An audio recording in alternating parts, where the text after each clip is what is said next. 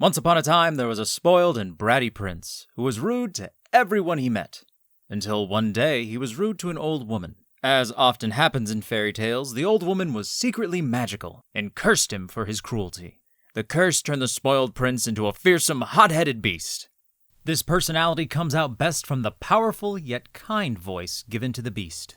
But who could have put such tenderness into a fearsome beast? Let's find out.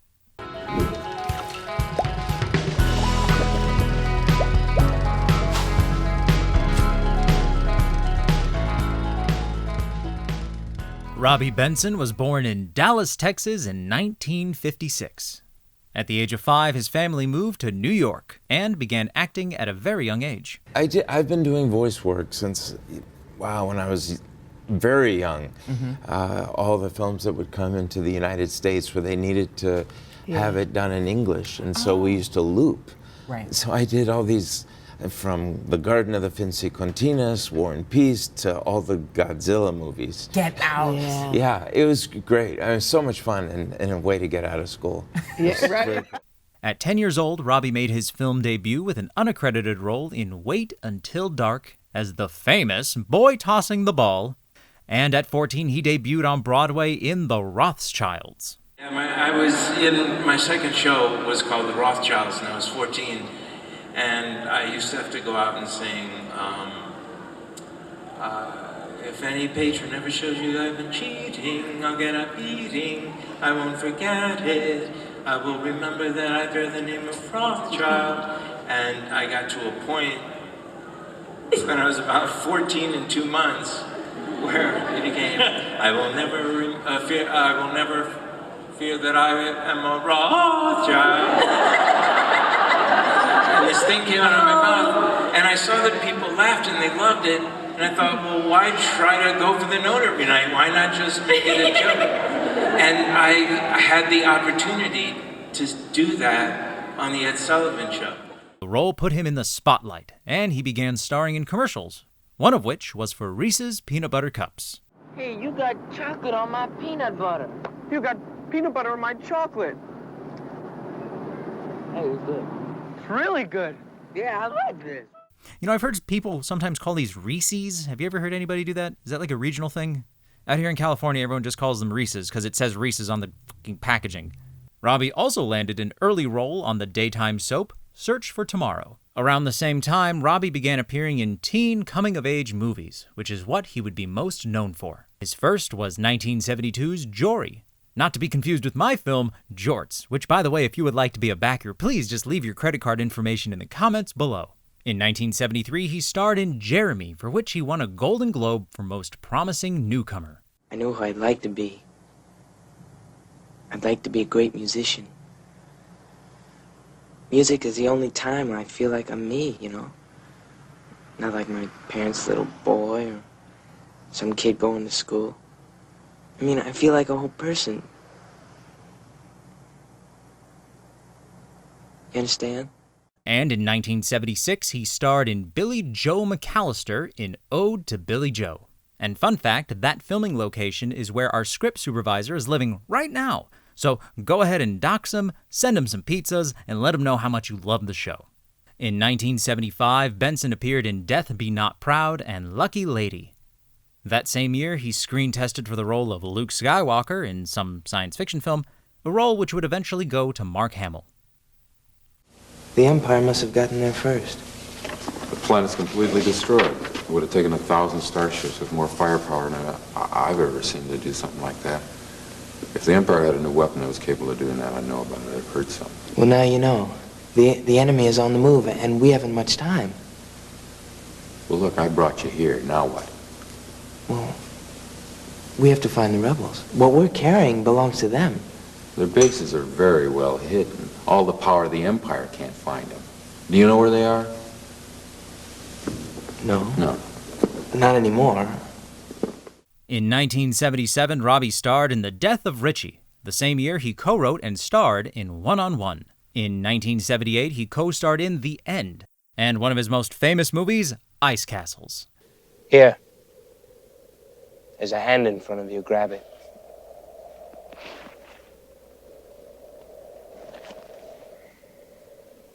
What are you doing here?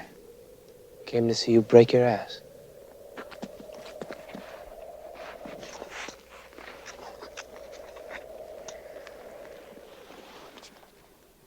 Can't see you very well. I don't know if you're kidding. Just listen to my voice. I'm not kidding. Again, not to be confused with my film Jorts, which if you would still like to be a backer, please email me. We'll set up a Western Union. You can wire me the money. You can send me whatever currency you want, please. I've mortgaged my house. I really need to make this movie work. Please help me. For the next 5 years, Robby would continue to star in dramatic films such as Die Laughing, Tribute, The Chosen, and Running Brave. However, in 1984, a secret Robby had been hiding suddenly came to light. I had to hide my heart problems from my industry because I was told by great actors, if the industry ever finds out you have a heart problem, you will not work. Because from an insurance point of view, if we're in the middle of an 8-9 week movie and I drop dead, they've lost all their money. We went into UCLA Hospital back in 1984. And when I say we, I'm talking about Carla DeVito, my wife, my partner, my best friend. So we checked in under another name. And the night before my open heart surgery, we turned on the news. And I guess it was a really slow news night because I was the second story. And I just kept thinking, my career's over. I'm done. So I had to learn how to reinvent myself. I'm gonna have to make a living now as a composer and as a writer and write screenplays. That's nice. That's really nice. Not bad.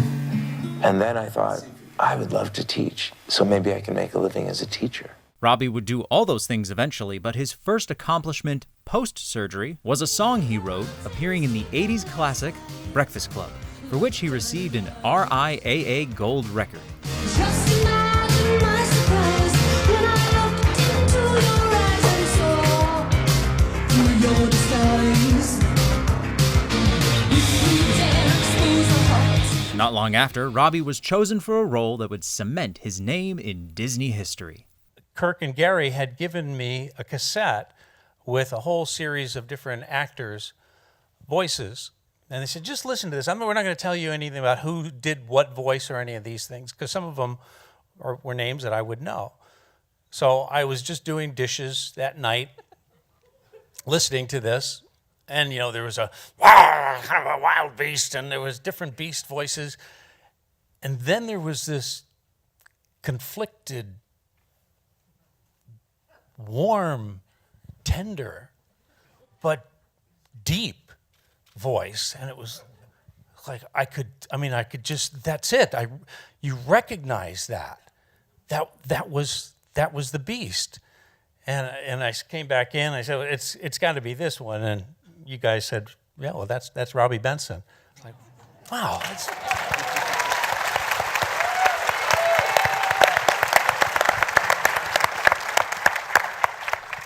So, Robby, when I was starting in my own show business career as a projectionist, I ran Jeremy. And so from that point on, I was like, who is this guy? So I've been following. But I got to tell you, after, maybe I was prejudiced, but Jeremy is not the guy I expected to be the Beast in Beauty and the Beast. So could you talk about how you got the audition and how you what was your key and how did you see that character and what do you think it was? I mean, Glenn has told us a little bit, but what were you going for? I think when I read the sides, I could tell immediately that it wasn't like anything that I had ever gone up for as far as animation. It definitely did read like a Broadway show. And I never thought of the character of Beast as a cartoon. I mean, that's like a bad word. It's not a cartoon, thanks to you. It's like amazing. And, I I don't know. I went in for the initial audition, and I was kind of shocked because it's Disney. And there were 2 people in the room, and there was a Walkman. I thought, wow, that's odd. I mean, we're you know, animation, Disney, voice, a Walkman. And then, because I've always written songs and I've always engineered my own stuff, I looked at the Walkman and thought, okay, so there's 2 things going on here that really could work. The first thing is I wanted to play it honestly, and I knew I could do that. But then, as a sound engineer, I'm looking at this Walkman, and I'm thinking, wow, how many poor guys have walked in here and gone, "Roar!" And then tape, you know, a little compression on those little condenser mics. So they're, sounds like, and so I just take the thing and go, Belle, are you happy here with me? And, you know, and if you play it, if you play it from your heart and obviously understand the technology, which I was really lucky, I finally got a job. Not only was Robby the speaking voice for the Beast, he was also the singing voice. She glanced this way, I thought I saw. And when we touched, she didn't shudder at my paw. No, it can't be, I'll just ignore. But then she's never looked at me that way before. We did it just like as I was growing up, and you would do cast albums.